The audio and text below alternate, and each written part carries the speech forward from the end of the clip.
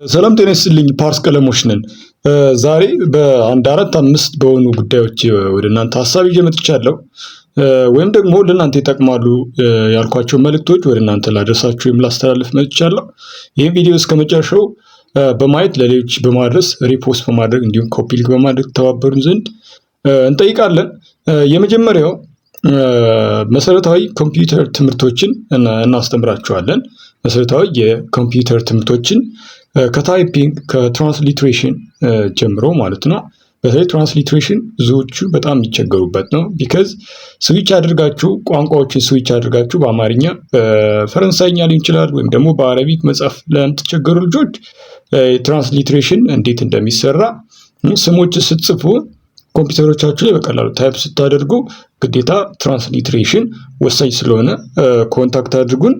ሌላ ታይፒንግ የምትቸገሩ እና ሁለቱን ታይፒንግ እና ትራንስሊትሬሽን የምትቸገሩ ልጆች መሰረታዊ የኮምፒውተር እውቀት እናንተን ጥሩ ግንዛቤ ይዛችሁ እንድትሄዱ እናደርጋለን።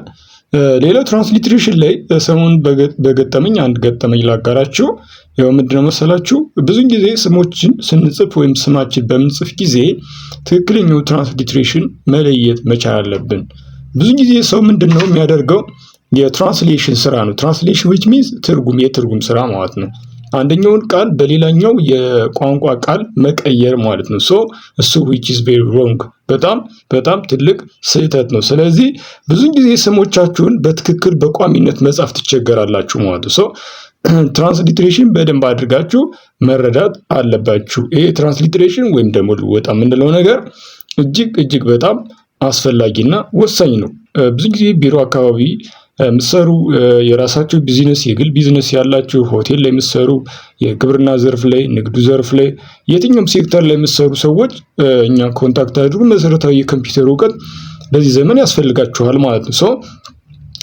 ታይፒንግ ጋይድ እናሳያችኋለን፣ ዜን ትራንስሊትሬሽን እናሳያችኋለን። ኮንታክት አድርጉ ፓርስ ቀለሞችን። ሌላኛው እንግሊዝኛ አማርኛ ለጀማሪ ፎር ቢጊነርስ እናስተምራችኋለን። ዘወትር በእያንዳንዱ ቀን እናንተን በደንብ አድርገን እናስተምራችኋለን። ኮንታክት አድርጉ። ሌላኛው መሰረታዊ የሂሳብ ስሌቶችን የምትቸገሩ አይደለም። ምክንያቱም ቢዝነስ ንግድ ላይ ያላችሁ ሰዎች አቀላጥፋችሁ ሂሳብ ለመስራት ትቸገራላችሁ። በተለይ እነዚህ መሰረታዊ የሂሳብ ትምህርቶችን መማር በጣም ወሳኝ ነው። አሁን ከፍ እያለ ቢዝነሳችሁ እያደገ ሲሄድ ካፒታላችሁ እያደገ በሚሄድ ጊዜ ሂሳብ አሰራር ላይ በጣም ትቸገራላችሁ ማለት ነው። ስለዚህ ምንድነው የምናተርፈው እኛ እናንተ ጋር ብንማር ካላችሁ አንደኛ ከቴክኖሎጂና ከዘመኑ ጋር መግባባት ትችላላችሁ ማለት ነው።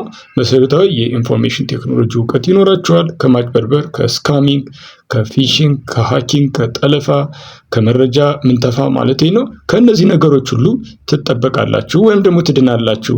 ሰሞኑን ደግሞ ብዙ ጊዜ ሲዘዋወራየ ነው በተለያየ ሶሻል ሚዲያ አማራጮች ላይ አካውንቶቻችሁ እየተጠለፉ ወይም ደግሞ ሃክ እየተደረጉ ነው። የሚመጣበት ምክንያት መሰረታዊ የሆነ የኢንፎርሜሽን ቴክኖሎጂ እውቀት ማነስ ስለሆነ እኛ ጋር መጻፍና ማንበብ በምትችሉ ጊዜ እውቀታችሁ ወይም ደግሞ የመረጃ እና የአይቲ እውቀታችሁ ከፍ እያለ ይሄዳል ማለት። አንድ ሰው መጻፍና ማንበብ በቻለ ጊዜ የኢንፎርሜሽን ቴክኖሎጂ እውቀቱ በዛው ልክ አብሮ ይሄዳል። ስለዚህ ሳይበር ደህንነትን የሚከላከል ኢትዮ ቴሌኮም ወይም ሳፋሪኮም ወይም ደግሞ ኢንሳ ብቻ ሳይሆን ግለሰቦችም ናቸው ራሳቸውን ከአጥቂዎች ተጋላጭነት ራሳቸውን የሚጠብቁ።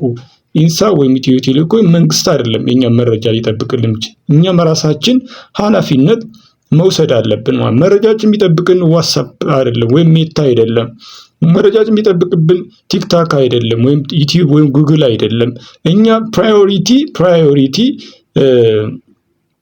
ጥበቃ የምናደርገው እኛው ራሳችን በዝህላልነት ወይም ደግሞ በኬርለስነት መረጃዎቻችን በአግባቡ ማንይዝ ከሆነ መረጃዎችን ማናመሰጥራቸው ከሆነ እጅግ የተለመዱ ፓስወርዶችን የምንጠቀም ከሆነ ከእንደገና ደግሞ ምንጫቸው ያልታወቁ ሊንኮች ሲላኩላችሁ፣ ፒዲኤፎች ሲላኩላችሁ፣ ዶክ ፋይሎች ሲላኩላችሁ፣ ፒፒቲ ፋይሎች ሲላኩላችሁ፣ እነዚህ ቲቲኤፍ ፋይሎች ሲላኩላችሁ፣ ፒኤስዲ ፋይሎች ሲላኩላችሁ፣ ፒኤንጂ ፋይሎች ሲላኩላችሁ፣ ባት ፋይሎች ሲላኩላችሁ እነዚህ ዝም ብላችሁ እንዳገኛችሁ መክፈት የለባችሁም። በተለይ በኢሜል አድራሻችሁ ሊላኩላችሁ ስለሚችሉ እንዲሁም ደግሞ በውስጥ መስመርም በተለያዩ የሶሻል ሚዲያ አካውንቶቻችሁ ሊላኩላችሁ ይችላሉ። ስለዚህ መጻፍና ማንበብ ስትችሉ እነዚህን ሁሉ ችግሮች መጋፈጥ ትችላላችሁ ወይም ደግሞ ማስወገድ ትችላላችሁ ማለት ነው።